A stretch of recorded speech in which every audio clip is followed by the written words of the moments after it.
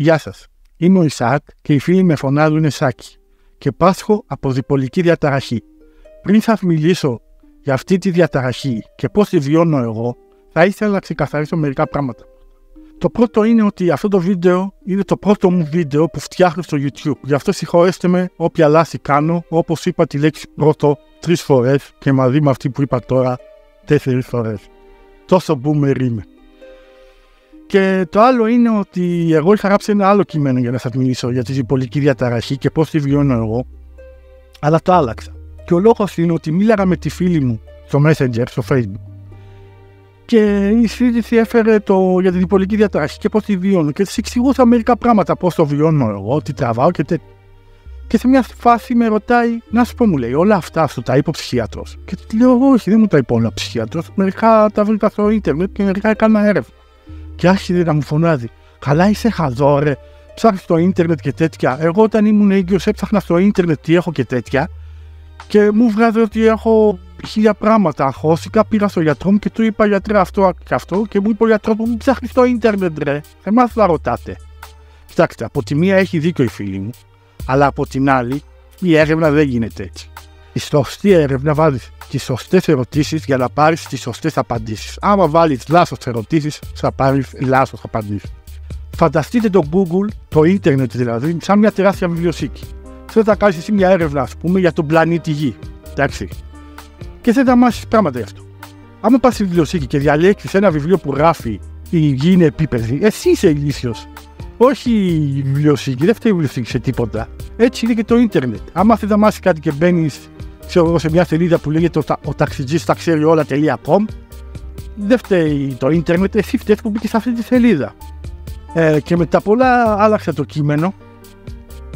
Το έφερα πιο πολύ και να ενημερώσω, αλλά και να μιλήσω και για τους ανθρώπους γύρω μου πώς βιώνουν τη δικιά μου ασθένεια. Όλα αυτά που θα σας πω σήμερα και τις πληροφορίες τις έχω αντλήσει από ψυχίατρο και ψυχολόγο που έχω πάει, από μια συγγενή μου που έχει διπολική διαταραχή, από πολλούς ψυχολόγους και ψυχίατρους που έχουν βγει στην τηλεόραση και στο YouTube και έχουν βγει και έχουν μιλήσει σε εκπομπές και σε συνέδρια.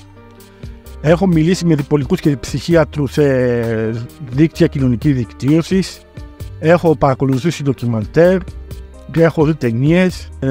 Πάρα πολλά έχω μάθει και από ένα stand-up κωμικό, το Στέλιο Ανατολίτη. Που αυτός, άμα δεν ήταν, ειλικρινά σας λέω ότι αυτό το βίντεο δεν θα το φτιάχνα, γιατί είναι αυτός που με έκανε να μην τραπώ και να βγω μπροστά σας και να μιλήσω για αυτό το θέμα. Και τώρα που είπα Στέλιος Ανατολίτης, γιατί είναι ένας πολύ διαβασμένος και ιδιοφυής άνθρωπος, θέλω να είμαι απόλυτα ειλικρινής μαζί σας. Φυσικά έχω βάλει όλες τις πηγές κάτω από το βίντεο, αυτό εννοείται. Αλλά για να είμαι απόλυτος ειλικρινής μαζί σας, εγώ, παιδιά, τελείωσα το γυμνάσιο και αυτό με το δόρυ. Ο λόγος, εντάξει, οι λόγοι ήταν πολλοί. Εγώ γεννήθηκα στην Τουρκία, τελείωσα το δημοτικό στην Κωνσταντινούπολη, έκανα τουρκικό σχολείο εκεί, μετά ήρθα εδώ, έκανα ελληνικό, τώρα μπούλινγκ λόγω ότι ήρθα από την Τουρκία και με λέγανε και Ισάκ κιόλας. Το πρωί δούλευα στο μαγαζί του πατέρα μου, του βοηθούσα να φτιάξει παραδοσιακά έπιπλα και αναπαλαιώσεις στην επιχείρησή του και το βράδυ πήγαινα νυχτερινό. Έπαθα και από διπολική διαταραχή από μικρός. Μάλλον είχα και έλλειψη προσοχής, το ψάχνουμε αυτό ακόμα. Και δεν ήμουν καλός βασιλής. Γι' αυτό σας λέω, μην ακούσετε μόνο εμένα. Υπάρχουν πάρα πολλοί ειδικοί εκεί έξω. Μιλήστε, ψάξτε, να ενδιαφερθείτε. Ειδικά άμα έχετε κάποιο πρόβλημα σαν το δικό μου ή έχετε κάποιο γνωστό που έχει τέτοιο πρόβλημα. Στο θέμα μας. Τι είναι η διπολική διαταραχή? Η διπολική διαταραχή, γνωστή και ως μανιοκατάθλιψη, είναι μια νόσος ψυχική.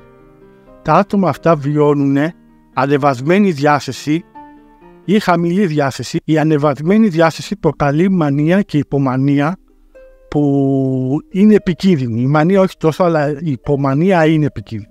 Τα συμπτώματα της υπομανίας είναι γρήγορος λόγος, να μην ξεκουράζεσαι, να δουλεύεις πολύ, να σκέφτεσαι πολύ κι άλλα. Χαμηλή διάθεση ή ευεραίσθητη διάθεση προκαλεί καταθλιπτικά επεισόδια που είναι αυτοκτονικές τάσεις, αυτοκαταστροφικές τάσεις, αρνητικές σκέψεις, ύπνος, χαμηλή διάθεση κτλ. Αυτά που σας είπα τα έχουν όλοι όσοι έχουν διπολική διαταραχή. Αλλά η διπολική διαταραχή χωρίζεται σε 4 στάδια. Για να μην σας τα πω όλα, είναι χωρίζεται από τα πιο ήπια που είναι η χαμηλή διάσταση και η ανεβασμένη διάσταση.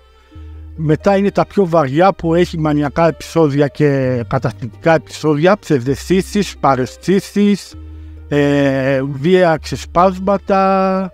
Χρειάζονται άμεση ψυχολογική υποστήριξη και νοσηλεία σε ψυχιατρικό ίδρυμα. Αυτά τα συμπτώματα επηρεάζουν την καθημερινότητα των ανθρώπων πάρα πολύ. Ας πούμε, εγώ για πολλά χρόνια είχα διπολική διαταραχή και δεν το είχα καταλάβει. Ο λόγος είναι, επειδή εγώ σας είπα και πιο πριν, δούλευα σε μια επιχείρηση που ήταν η δικιά μου. Όταν είχα χαμηλή διάθεση, κοιμόμουν και ξύπναγα όποτε μπορούσα και πήγαινα στη δουλειά αργά. Και το αναπλήρωνα όταν πάθαινα ανεβασμένη διάθεση και τότε δούλευα Σαββατοκύριακα, γιορτές, αργίες και 14 και 16 ώρες την ημέρα, μερικές φορές έφευγα και το πρωί και έτσι τα συμπληρώνα και για πολλά χρόνια περνούσαν οι μέρες και δεν το είχα καταλάβει ότι είχα διπολική διαταραχή μέχρι που έπαθα το μανιοκαταθλιπτικό επεισόδιο. Λοιπόν, για να σας πω πώς το πέρασα αυτό, για να καταλάβετε τι ήταν αυτό το επεισόδιο, θα σας πω μερικά πράγματα. Εγώ έχω περάσει διάφορα στη ζωή. Έχω πάσει πάρα πολλά ατυχήματα, να είναι καλά η ζωή. Έχω πάσει ατύχημα με το δίσκο στη δουλειά και έχω κόψει το τένοντα και έχω βάλει τιτάνιο σε αυτό το δάχτυλο. Έχω πάρει την πλάνη εδώ πέρα αυτό το δάχτυλο και μου λείπει ένα κομμάτι. Έχω κοπεί μια τζάμι εδώ και έχω κάνει ράματα. Έχω κάνει και εδώ ράματα, έχω κοπεί με τζάμι. Έχω πάσει παγκρατίτιδα, προστατίτιδα, έχω κάνει ραστοσκόπηση. Έχω κάνει χειρουργία στα δόντια. Γι' αυτό δεν με έχει σκοτώσει ακόμα ο Τσάκη. Περιμένει να πεθάνω μόνος μου. Όλα αυτά που σας είπα πριν, προτιμώ να τα ξαναπεράσω όλα παρά μια ώρα μανιοκαταθλιπτικού επεισοδίου. Παιδιά, ήταν λες και ήμουνα στην κόλλα.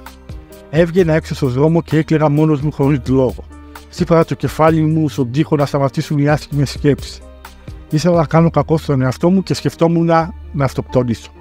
Τώρα ξέρω τι σκέφτεστε, γιατί και εγώ ήμουν στη θέση σας και σκεφτόμουν ακριβώς το ίδιο. Όταν άκουγα κάποιον να αυτοκτονεί, σχεδόν δεν το λυπόμουν. Έλεγα καλά, ρε, τι αυτοκτόνησε, τι ζήλος άνθρωπος ήταν αυτός, τι αδύναμος άνθρωπος ήταν αυτός. Δεν καθόταν να παλέψει για την οικογένειά του, τα παιδιά του, τα άφησε τώρα όλα μόνα του δυστυχισμένα να κλαίνε. Καλύτερα να πήγαινε σε ένα βουνό και άλλα τέτοια, το ξέρω. Και πολλοί τώρα θα λέτε, ήμουν ζήλος και αδύναμος. Παιδιά, ευτυχώς δεν είναι στα πράγματα τόσο απλά όσο τα σκέφτεστε. Στη διπολική διαταραχή δεν φταίνε μόνο οι περιβαλλοντικοί λόγοι, δηλαδή τα προσωπικά βιώματα του καθενός που ενεργοποίησαν τη διπολική διαταραχή. Τη διπολική διαταραχή άλλο τόσο την ενεργοποιούν και γενετικοί παράγοντες. Δηλαδή, έχεις μια προδιάθεση από παλιά μέσα στο μυαλό σου για αυτό το πράγμα και έγινε κάτι και ενεργοποιήθηκε. Είναι δηλαδή και τα βιώματά σου και το μυαλό σου. Είναι 50-50. Το ένα βοηθάει το άλλο για να ενεργοποιήσει. Λοιπόν, για να σας δώσω να καταλάβετε. Όλοι λένε ότι ο Ρόμπιν Γουίλιαμς αυτοκτόνησε γιατί είχε κατάθλιψη. Όχι, παιδιά, ο Ρόμπιν Γουίλιαμς δεν αυτοκτόνησε επειδή είχε κατάθλιψη. Όταν πέθανε, του κάνανε αυτοψία στον εγκέφαλό του και του βρήκαν όλα τα νεύρα καταστραμμένα. Αυτό ξέρετε τι σημαίνει? Ότι δεν είναι καθόλου ευτυχία. Όλες οι ουσίες που χρειάζεται το εγκέφαλό του για να μας προκαλέσει χαρά λείπανε. Και αυτό του προκαλούσε πέρα από τη δυστυχία και ένα τέρας θα τον ακολουθεί συνέχεια από πίσω του, του προκαλούσε ψευδαισθήσεις, παραισθήσεις και αλλαγή στη συμπεριφορά του, όπως ακριβώς η διπολική διαταραχή. Αλλά μη φοβάστε, εγώ δεν έχω παραισθήσεις. Έτσι δεν είναι, Τσάκη? Δεν μιλάει, είναι τροπαλό σήμερα. Άλλες φορές μου μιλάει. Αλλά δεν ξέρω τι έπαθε. Λοιπόν, τσεκάρτε αυτό το ντοκιμαντέρ που σας είπα με τον Ρόμπιν Γουίλιαμς, υπάρχει στο Netflix, για να καταλάβετε όλοι ότι είμαστε χημικές ουσίες στον εγκέφαλό μας και όχι μόνο τα βιώματά μας. Λοιπόν, για να συνεχίσω με το καταθλιπτικό επεισόδιο που είχα για να το πείσω αυτό το θέμα πώς τελείωσε, αφού έκανα όλα αυτά που έκανα, που σας έλεγα, σκέψεις τις κακές και έκλαινα και τέτοια, έσυξε τα δόντια μου και είπα θέλω βοήθεια και τελικά πήγα σε έναν ψυχίατρο γιατί ήταν επειγόντως στο θέμα μου. Μου έκανε τις απαραίτητες ερωτήσεις, ρώτησε άμα δουλεύω πολύ κάποτε, άμα κοιμάμαι πολύ κάποτε κτλ. Και άλλες πάρα πολλές ερωτήσεις. Και την παρήκε μου βρήκε ότι έχω διπολική διαταραχή, μου γράψε τα φάρμακα, τα παίρνω και είμαι μια χαρά εδώ και 3 χρόνια και σας μιλάω αυτή τη στιγμή. Σε αυτό το σημείο σας παρακαλώ να με ακούσετε πάρα πολύ. Όσοι βλέπουν αυτό το βίντεο και ένιωσαν ή νιώσουν όπως ένιωσα εγώ και κάνουν άσχημες σκέψεις και σκέφτονται να κάνουν το αδιανόητο, σας παρακαλώ να ζητήσετε βοήθεια. Δεν είναι ντροπή πλέον στο 2020 να πας σε έναν ψυχίατρο ή σε έναν ψυχολόγο. Στο τέλος της εκπομπής θα αφήσω πληροφορίες και τηλέφωνα για να βοηθήσουν άτομα που έχουν ψυχολογικά προβλήματα ή που χρειάζονται ψυχολογική υποστήριξη. Να μην τραπείτε να πάρετε. Το θέμα δεν είναι πια ταμπού. Λοιπόν, η διπολική διαταραχή δυστυχώς είναι ανίατη.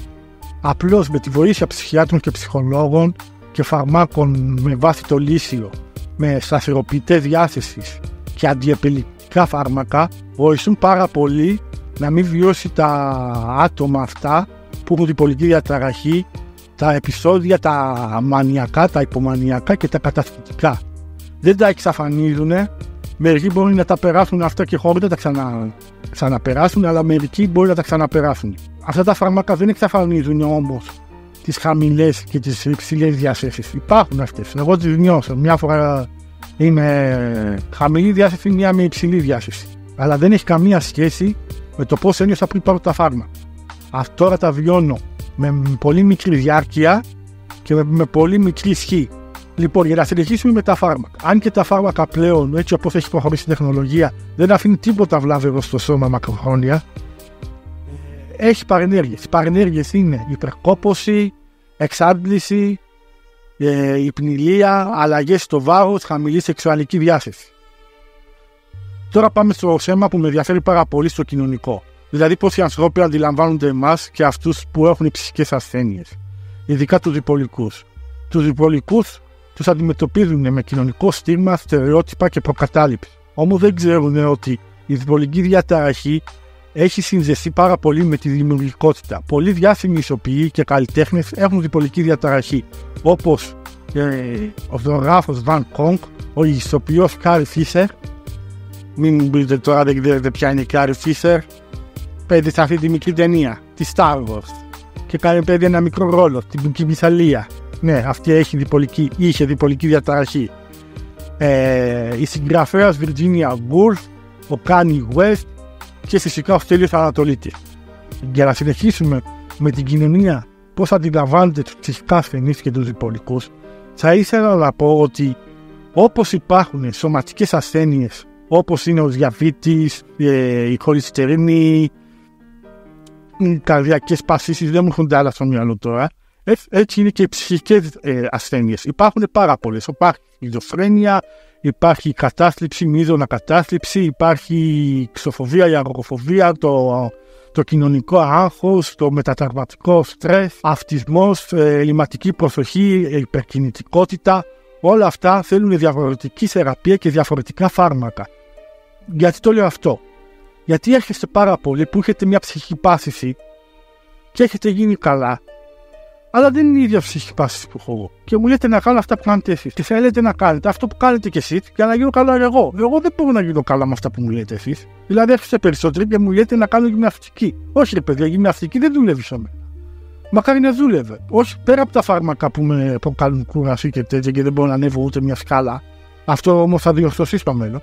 Είναι ότι εμένα και πολλούς διπολικούς, εκτός ελαχίστων, όταν κάνουν πολύ γυμναστική και κουράζονται ψυχικά ή σωματικά υπερβολικά, τους κάνουν πάλι τα δικά τους, υποτροπιάζουν.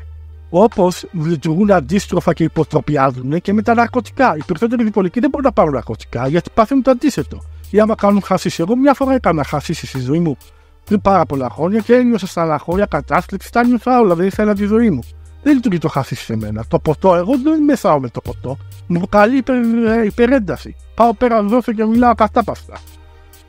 Σε πολλούς λίγους διπολικούς που είναι πιο ελαφριά από μένα πιάνει η γυμναστική. Γι' αυτό να ξέρετε ότι κάθε ψυχική ασθένεια έχει άλλη θεραπεία, άλλα φάρμακα.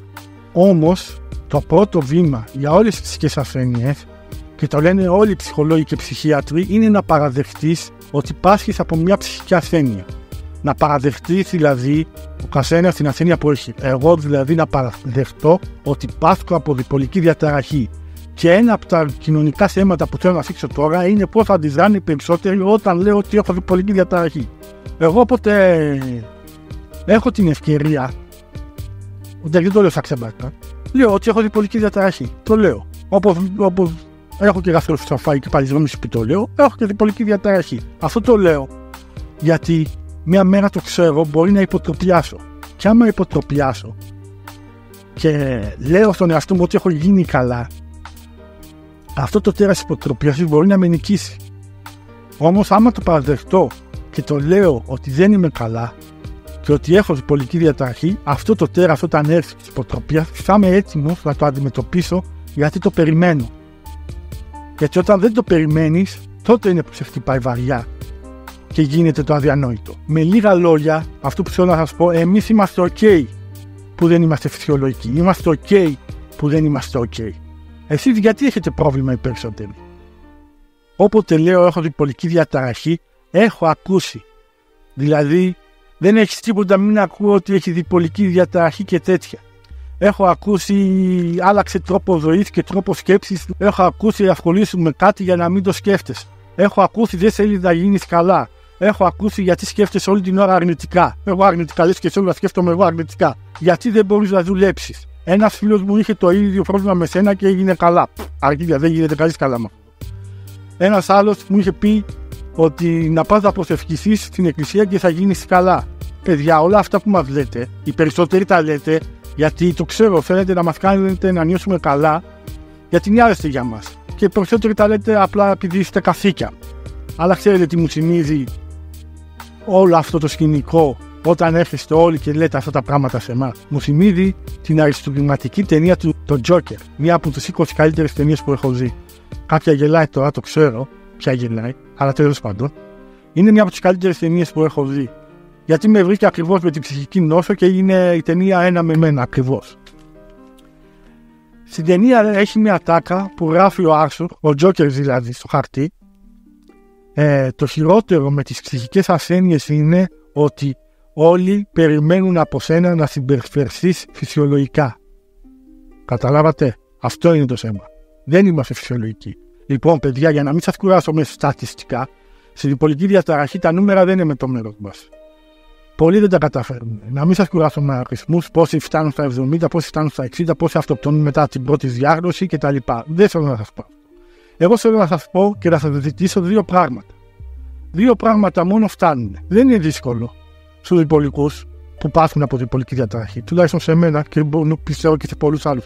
Μόνο δύο πραγματάκια. Δεν θέλουμε ούτε ειδική μεταχείριση, δεν θέλουμε ούτε γλύψιμο, ούτε βοήθεια, ούτε λεφτά, ούτε τίποτα. Θέλουμε δύο πραγματάκια. Πρώτον, να δεχτείτε ότι πάσχουμε από μια πάθηση. Όπως πάσχω από γαστροϊσοφαγική παλινδρόμηση και παίρνω φάρμακα, πάσχω και από διπολική διαταραχή και παίρνω φάρμακα. Και τα συμπτώματα είναι αυτά που σας είπα. Και δεύτερον, είναι να ρωτάτε πού και πού άμα είμαστε καλά. Αυτό το άμα είμαστε καλά, άμα ρωτάτε, μας βοηθάει πάρα πολύ φυσικά. Είναι λες και παίρνουμε χάπι. Η μισή θεραπεία είναι το περιβάλλον μας, πώς το αντιμετωπίζει, και η μισή θεραπεία είναι η ψυχίατρη και τα φάρμακα. Αυτά θα μας βοηθήσουν όταν αυτό το τέρας της υποτροπίασης που είναι πίσω μου ξυπνήθηκε με επιτεθεί, να είμαι έτοιμος να το παλέψω. Αυτό το βίντεο, αν και το έχω φτιάξει για να πληροφορήσω ανθρώπους που έχουν ψυχικές ασθένειες ή και τους διπολικούς ότι δεν είναι μόνοι και να τους βοηθήσω με πληροφορίες, το έχω φτιάξει και για μένα για να παλέψω το τέρας της υποτροπίασης όταν ξυπνήσει, για να το ξορκίσω αυτό το δαίμονα. Λοιπόν, αυτό ήταν το θέμα. Σήμερα η διπολική διαταραχή ήταν ένα βαρύ θέμα, αλλά ήθελα να τα βγάλω από μέσα μου να τα πω. Στα πρώτο βίντεο να φύγει αυτό, γιατί τα επόμενα βίντεο, αν και θα ασχοληθώ με κοινωνικά θέματα, θα προσπαθήσω να κάνω και χιουμοριστικά βίντεο, να δω αν είμαι αστείος, δεν ξέρω αν είμαι αστείος, αλλά θα δούμε. Αλλά αυτό που θέλω να κάνω πιο πολύ είναι να ασχοληθώ με ταινίες και σειρές, γιατί όπως ήμουν μικρός ήμουν κλειστό παιδί, το έχετε καταλάβει. Και όλη μου η ζωή ήταν οι ταινίες και οι σειρές μέχρι και σήμερα. Έχω δει άπειρες ταινίες, άπειρες σειρές.